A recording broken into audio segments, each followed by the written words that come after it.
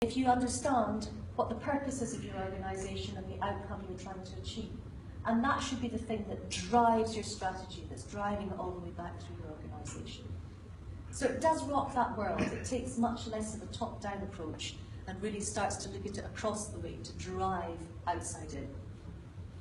Particularly in service. Because the place where your customers will touch your organisation is at that operator level. Your customers don't see your board of directors. Your customers are meeting your service suppliers on a day-to-day basis, on a personal basis. That's where you're really driving the value out of your organisation, not through your board of directors, who may not even know who they are. It's that touch point with the customer, and that's where the value is co-created. So that's where it is in service, that's where it's so important that you understand that and get it right. If I lived in the product dominant view, I might be allowed to take a more top-down approach. Just do what I like, flog it at the end, it's fine. But if I am really service-oriented, then I have to change the way I manage it. So, the way you approach a problem, you start off by understanding what's the purpose of your organisation, what's the type and the frequency of demand. Is it value demand? Is it failure demand? You measure that demand against the purpose of your organisation. Are you in a line? You walk the process flow. You understand where the value is, where the waste is, and you think. This is Ford said that the hardest thing you'll ever do at work, the most difficult thing you'll ever do is thinking. Yeah? And so many people just don't think at work. Not stupid people. You know, they're not daft people, they're very well educated. But thinking, it's just so undervalued from a management perspective. We all want to be doing and seem to be doing. But really it's the thinking's contribution that you make. Is thinking the same as taking the decision? Or suggestion? An example, for example, in the UK, there's and actually worldwide, there's a bug that goes into hospitals. Have you heard of this bug, MRSA? Have you heard of that? It's a horrible little bug that you get for being in hospitals. And it's carried, you either carry it into the hospital or it lives on the hospital ward. And it's a killer, you know, people talk about it. It's really not very pleasant, but I'll just share it with you. MRSA. And people die from this virus.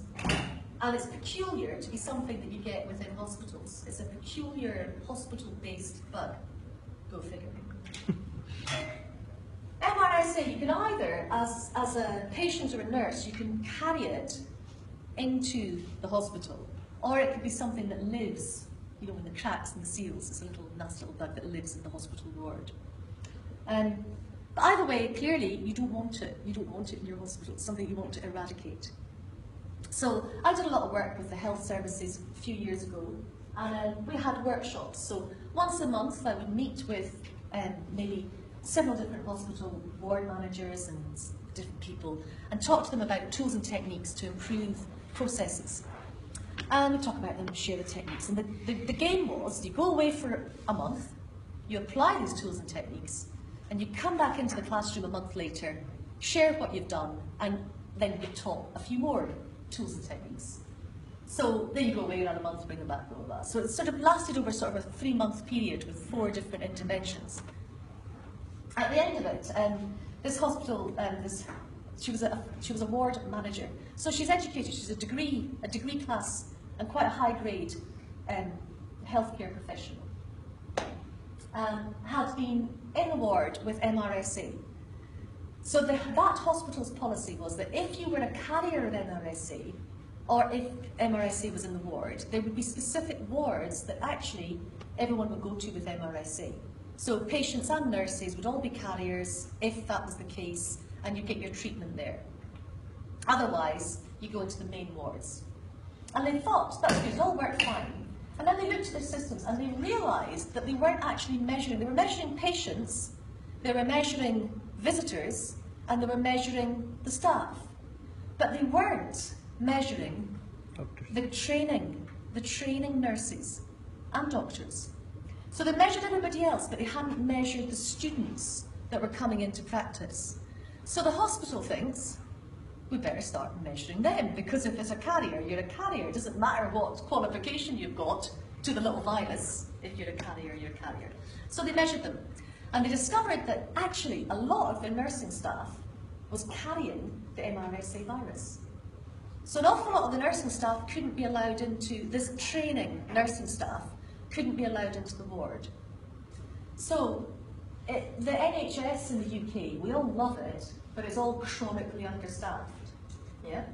And they discovered that by preventing the training nursing staff from entering the ward, they actually didn't have enough staff for the number of patients they had on the ward. Because although they were only trainees, they were actually having to provide frontline care because they were understaffed. So by measuring them, discover that they don't have enough staff, they're sending them to another place or home, and then they've got patients that don't have care. What do you think the solution was? How would you solve that problem? It's a system. It's a difficult one, isn't it? It is difficult. It's not an easy one to solve.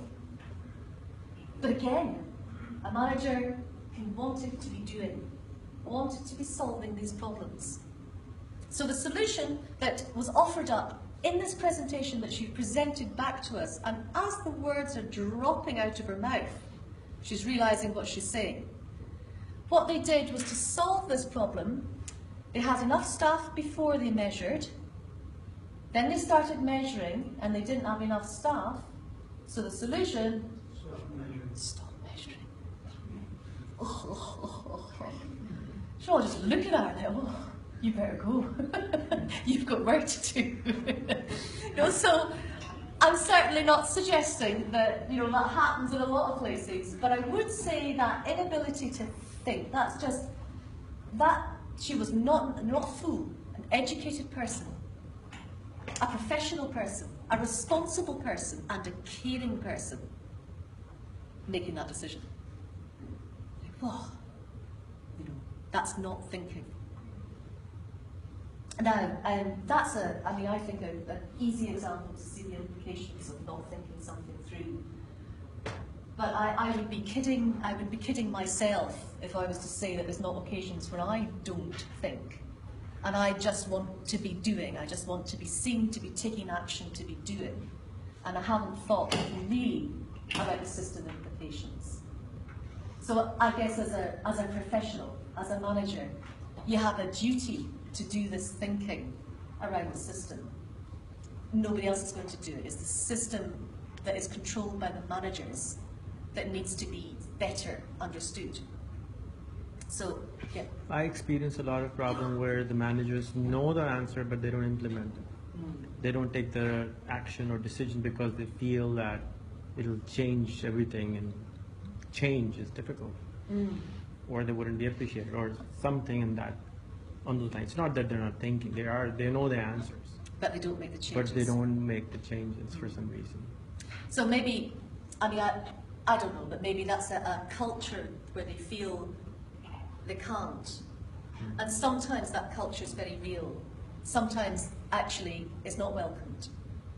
But I guess as kind of senior leaders of today or of tomorrow, there is an awareness that really encouraging that will encourage the transformations to keep sustained success.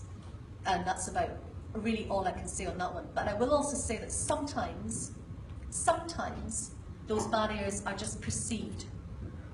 So sometimes there's been an old culture of belief. If I say something, no one's going to like it. They're not going to like what they hear, so we can't do it. And I've had workshops too where you've unpicked to say, who is it that wouldn't support that? And when you unpick it, well, actually it was just me. It's just me, I just didn't fancy taking the personal risk. You know, I was just going to keep my head down. And actually everybody says they think it's a good idea and nobody's going to particularly block me. I just got to go out and do it. And sometimes, the culture will actually encourage it. And it's just an individual to take that little bit of personal risk. And then I think that's the responsibility of the leadership within the organisation to share that they welcome people taking personal risk. And that failure doesn't mean you're out. Yeah? Failure, managed risk-taking, managing where you take those risks, managing what you do, the personal risk that you take, can actually be rewarded even if you fail. There's one of my favourite charts is this this idea that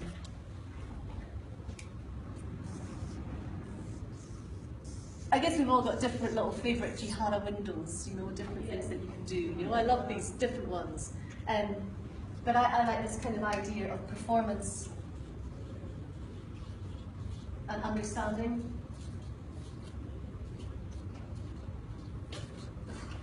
Sorry, terrible writing, sorry about that. So often, you know, if you've got poor performance and poor understanding, it's not a good place to be. You know, that's not great. If an individual is here, we're not doing so well. We've no idea and we keep getting it wrong. So that's an untrained, unskilled person. That's somebody being put in a place where maybe they shouldn't be. As an organisation, if you can train them up, then they can develop their understanding. But you're not going to develop your understanding and get it right straight away. It takes forgiveness from the organisation for you to develop that understanding. So sometimes you can be in a place where you've got not very good performance actually, didn't actually work out this time, but your understanding from going through that failed process and learning from it is really high.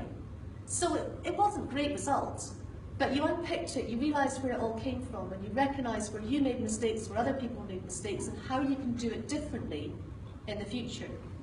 So you're up here. Other category, great performance, fabulous understanding. Well, we'll have these as stars, I think. We'll have these as the big star players, yeah? So we're loving it if we're up here. Okay, we know everything that's going on, and we're always getting it right. Loving it. Down here, not particularly good understanding, but very high performance. How would you describe that? Indians and Pakistanis. Stagnant? They're getting results. They got a result. So last year they did a project, it worked. Lucky. They're lucky. These guys are lucky. Excellent. Good job. I would say well-trained staff, not well-understanding staff. Okay, understanding, or they understand the process. They understand what's happening.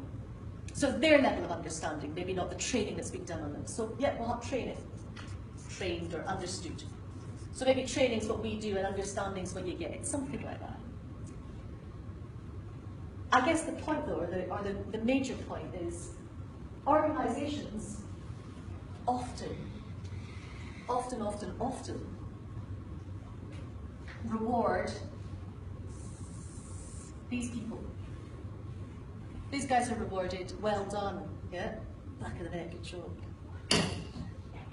But actually, what's the chances of being lucky next year? Not that I'm speaking to gambling people, you know, but what's the chances of getting lucky the next time? Who knows? It was luck. You might do, you might not. What's the chances of someone who understands what's going on getting it right next time? Much, much higher. So, as managers, as organisations, as leaders, ideally, that's the kind of split you want to be making. And you want to be rewarding this, because you're much, much more likely to get over here. But quite often we reward this. And then next year it all goes wrong. What's going on there? Oh, that was luck for you. You know, that's why you shouldn't be gambling. Yeah? Okay, so, sorry, sidetracked me. But I'm going to give you a little process to have a think about. This is kind of normative loop, you keep going down this area again and again and again. Keep going back and analysing, and that's your continuous improvement. So keep going back there. So I'll give you a little problem, just to set a little problem for you to do, just for something to do, which you can marginalise.